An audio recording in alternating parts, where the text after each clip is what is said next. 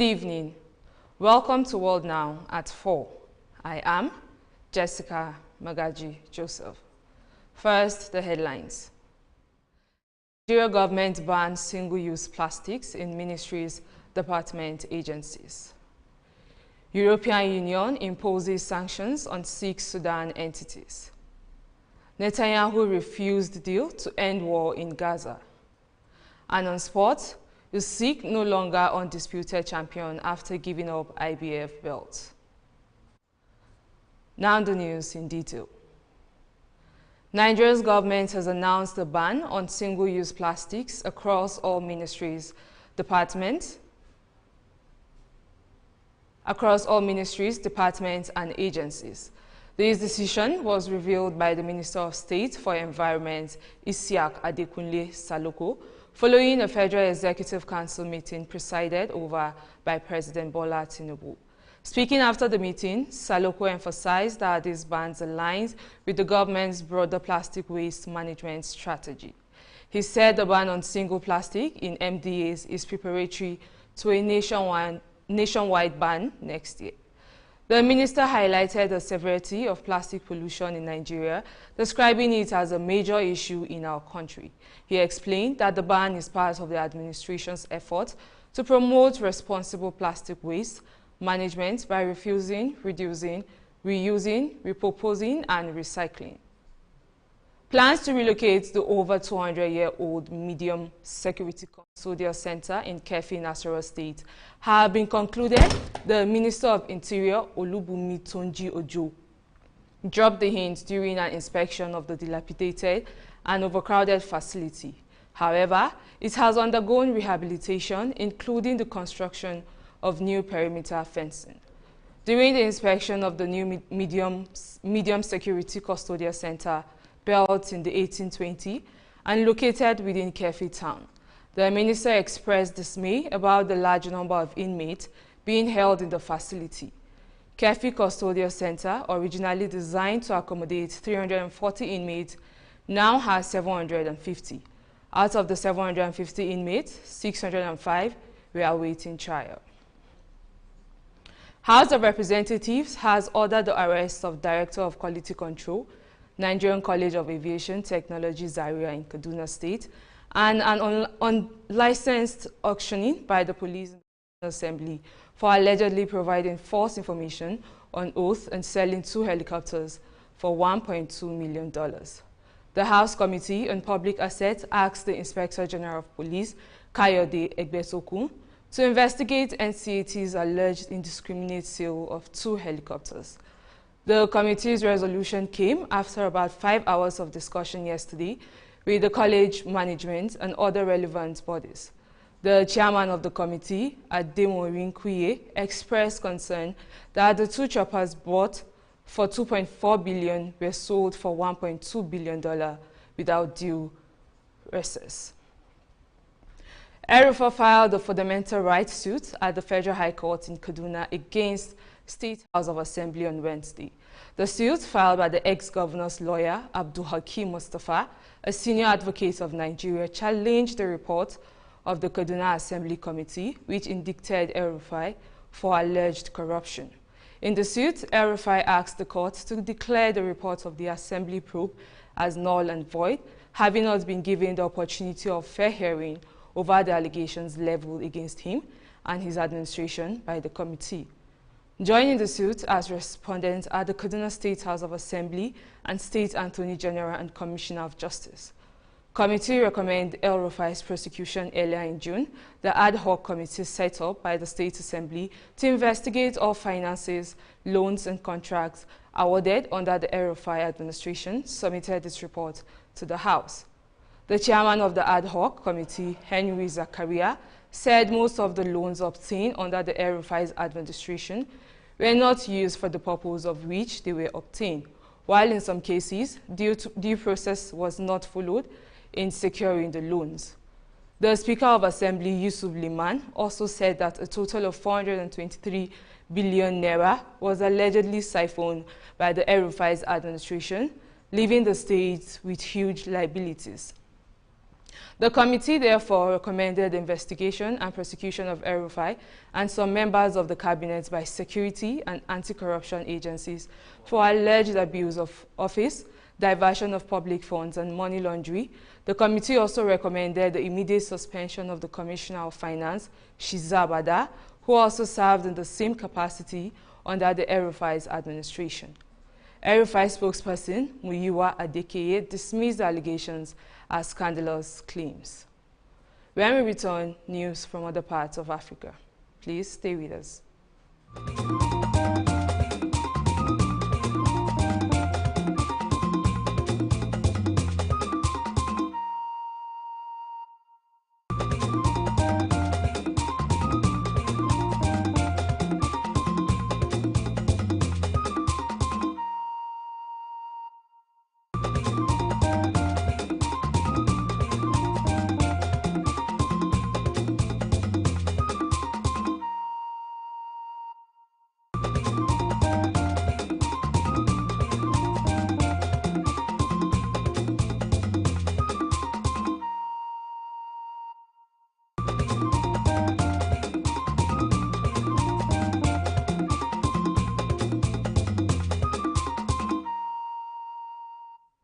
Welcome back.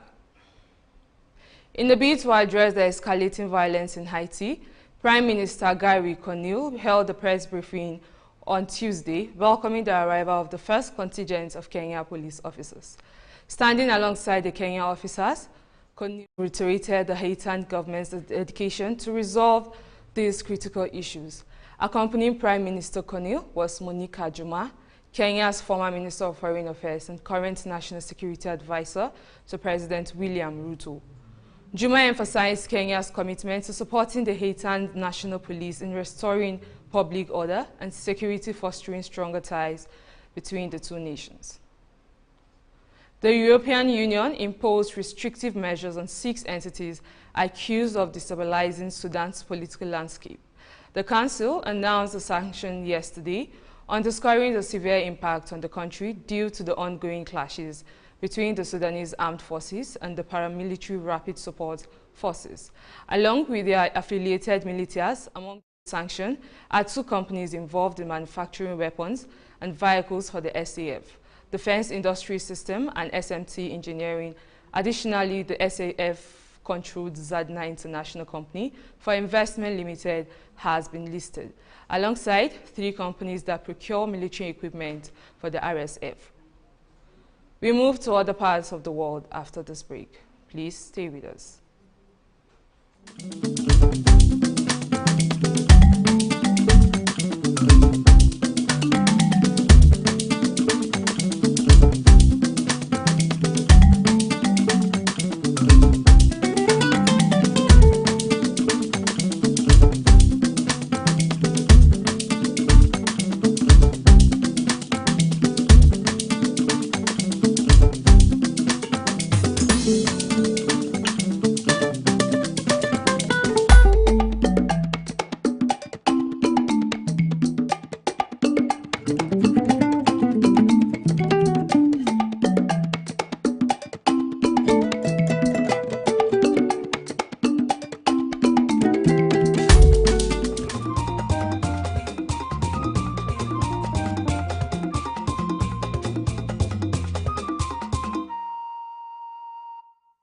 Welcome back. Iranians vote on Friday to elect a new president from 6 candidates, including a reformist who hopes he can challenge the dominance of conservatives in the Islamic Republic. A presidential election had not been due until 2025, but was brought forward after on-track conservative Ibrahim Raisi died in a helicopter crash last month. The snap poll comes at a challenging time as Iran grapples with the economic impacts of international sanctions amid heightened regional tensions over the Gaza war between Israel and Tehran's Ali Hamis. Up next is business. Please stay with us.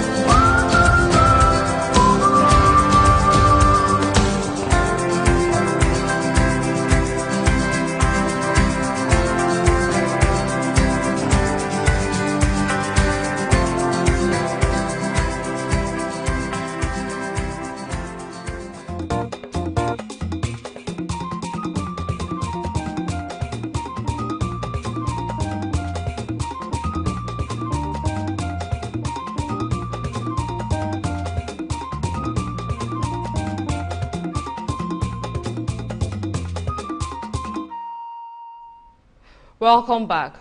Now to business news. The IMF and Guinea-Bissau have reached staff-level agreements on economic policies that could support the sixth review of the extended credit facility. Once the review is approved by IMF management and completed by the IMF Executive Board, Guinea-Bissau will have access to about $7.2 million. The authorities' commitment to a range of difficult policy reforms is starting to show some results. They should persevere with their ambitious structural reform agenda to improve domestic revenue mobilization, strengthen expenditure controls, and improve governance. Economic growth is expected to be around 5% in 2024, while inflation should slow to 4.2% compared to 7.2% in 2023. However, the economic outlook remains subject to significant downside risk. The Dominican Republic leads Latin America in GDP growth with an average annual rate of around 5% per year. The Caribbean nation has made great strides in reducing poverty and improving living standards. Reaching investment grade on its sovereign bonds would further accelerate progress by lowering interest rates, increasing capital flows, and broadening the investor base. These would also reduce financing costs and boost the economy's growth potential. Interest rates on public debt are highly relative to peers, notable those with investment grade. Dominican Republic high interest rates mean fewer resources for spending on infrastructure, social services, and making the economic more resilient to climate change, an important risk for the country. Still to come, sport. Please stay with us. This is Hillstv. Quality broadcasting is what we'll bring to you. Now we be this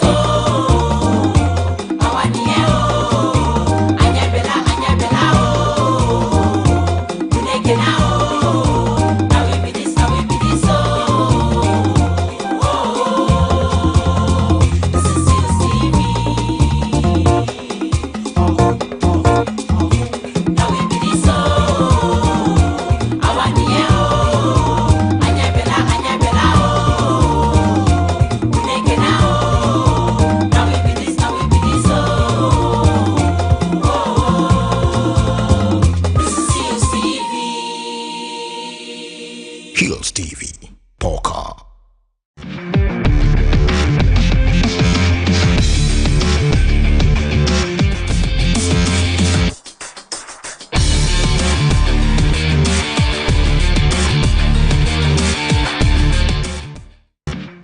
Welcome back. Now to sport news. England have topped Group C at Euro 2024 and results have handed Gareth Southgate's side a path through the knockout, which avoids many of the major teams. Spain, Germany, Portugal, and France are all on the other side of the draw, and England cannot play any of the quarter before the final. The three Lions failed to beat Slovenia on Tuesday, but won the groups despite their 0-0 draw, as Serbia and Denmark also played out a goalless stalemate. They've topped the group, but now need to win 3 knockout games, the last 16, quarter-final and semi-final, to try and earn a place in the final in Berlin on 14 July. Few weeks after becoming the first undisputed heavyweight boxing champion in nearly 25 years, Oleksiy Usyk has given up one of his belts. Usyk beat Tyson Fury on a split decision on 18 May to add the WC title to his WBA, WBO, and IBF collection. However, the Ukrainian says he has vacated his IBF belt, which could now be up for grabs for the winner of the anticipated bout between Anthony Joshua and Daniel Dubois. Dubois is the IBF's mandatory challenger and is expected to fight fellow Briton Joshua at Wembley Stadium on 21st September. Argentina became the first nation to book their spots in the quarterfinals of the 2024 Copa America as Lautaro Martinez late strike delivered victory against Chile. The defending champions were dominant throughout a MetLife Stadium in New Jersey with 22 shots. Manchester City striker Julian Alvarez and Fiorentina midfielder Nicolas Gonzalez were the first to test Chile goalkeeper Claudia Bravo. setting the tone early on. Argentina's best opportunity of the first half fell to talisman Lionel Messi, while the Inter Miami star was denied by the post. And that's your sport news on World Now at 4. We move to the rest of the news after the break. Please stay with us.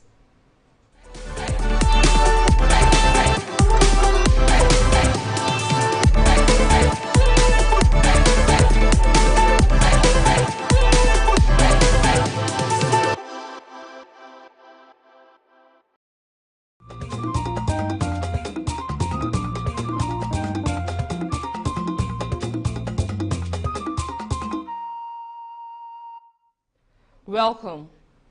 Now to the rest of the news. The viability of a US-backed proposal to wind down the 8-month-long war in Gaza has been cast into doubt after Israeli Prime Minister Benjamin Netanyahu said he would only be willing to agree to a partial ceasefire deal that would not end the war. In an interview, the Israeli leader said he was prepared to make a partial deal that will return 120 hostages still held in the Gaza Strip, but are committed to continuing the war after a pause in order to complete the goals of eliminating Hamas. Netanyahu's comments stood in sharp contrast to the outlines of the deal detailed late last month by US President Joe Biden, who framed the plan as an Israeli one and which some in Israel referred to as Netanyahu's deal. His remarks could further strain Israeli ties to the U.S., its top ally, which launched a major diplomatic push for the latest ceasefire proposal. And that's World Now at 4, but before we go, here are the headlines again. We told you that the Nigerian government bans single-use plastics in ministries, departments and agencies. European Union imposes sanctions on 6 Sudan entities. Netanyahu refused deal to end war in Gaza. And on sport, Usyk no longer undisputed champion after giving up IBF belt. Remember to visit Facebook at Hillstv Abuja, Instagram at Hillstv Abuja, and subscribe to our YouTube channels at Hillstv. I am Jessica Magaji Joseph. Thanks for watching.